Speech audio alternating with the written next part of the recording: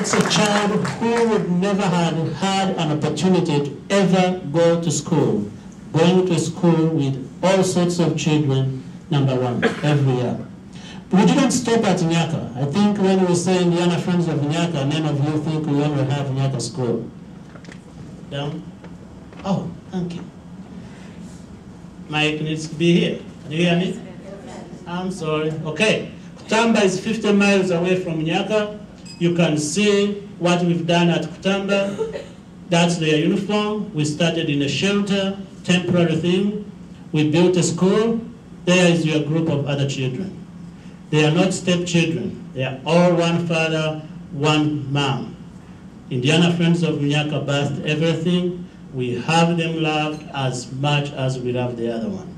People ask me, why would you go start another school before the other one is sustainable? And I ask them back, why would you love one child and not the other?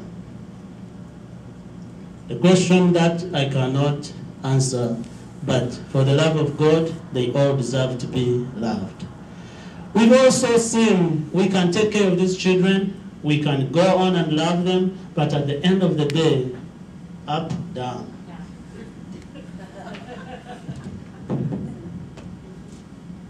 How about now? Okay. So, here we go. We said we cannot just take care of children and send them back home every day to live by themselves. Grandmother's program is the program we started mainly to make sure children go back to a comfortable home. Grandmothers who have lost their children, children who are their investment, they didn't have time to grieve, and now they have to take care of children, sometimes more than 14 children. A grandmother there shown with her orphaned grandchildren. And you think your children come once in a week and visit you and they get on your nerves and they want candy, put yourself in the shoes of that woman. No social security, no stock market, no health care, 14 children. So we've gone in and built toilets for them. We've gone in and comforted them. We've gone in and encouraged them. And we've gone in and promised them we'll take care of them also so they can take good care of their grandchildren. But we also said, okay, now we provide education, we provide water, food, love, care. But the children need to move on, and the children need to learn other skills that will help them in life. So we started a plan to build a library. I've said time and again that I never owned a book until I was at university.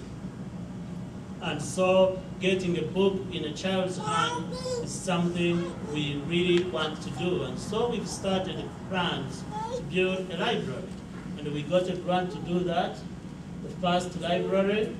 And that library, as we open it, is also going to coincide with the book I have written with a former resident of Bloomington, Susan Linville, Brittany's mom. Brittany is behind there. We've written a book, and the book is called The Price of Stones. It's going to be published by Penguin Publishers, just like Psalms 118 tells us, verse 22, that the stone that was left by the builders became the cornerstone. In our minds, we believe it, children of Nyaka would have been the left stones, and here they are as cornerstones. There is the book, look out in June 2010. The book will be out, will be released nationally. There's the cover approved and ready to go. That book is going to be a huge difference for the children. For the first time, they will look at me, they call me director, and they will look in the book and they will see all my mischievous, stubborn behavior. They will see this man they think came back and saved their lives, who is,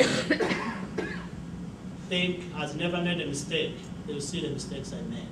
They will be encouraged to read for the first time because their stories are in this book.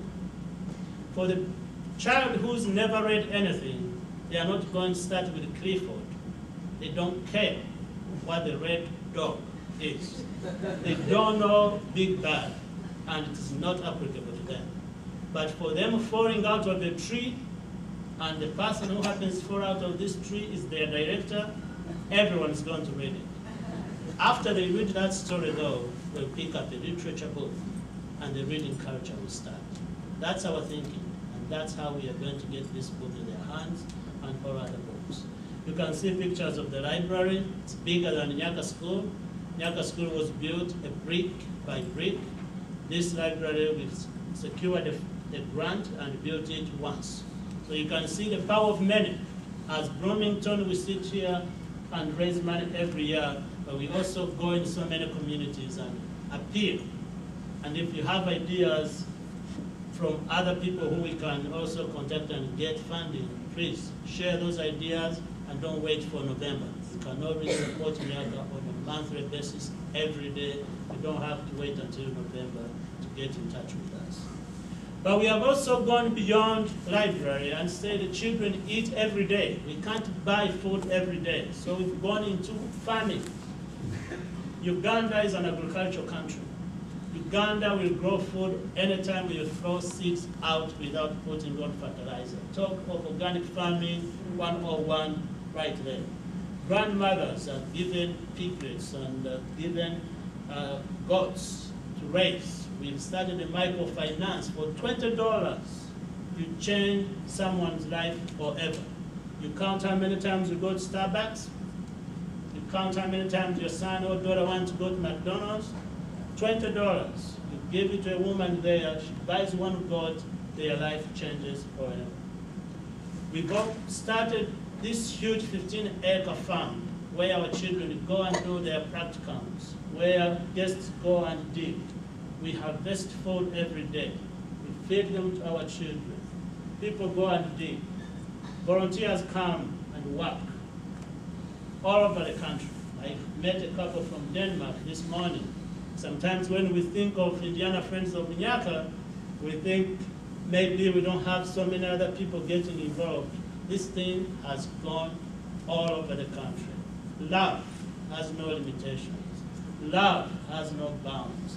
And this we've done because of what we started. Grandmothers who could not walk or see with their glasses have been provided glasses.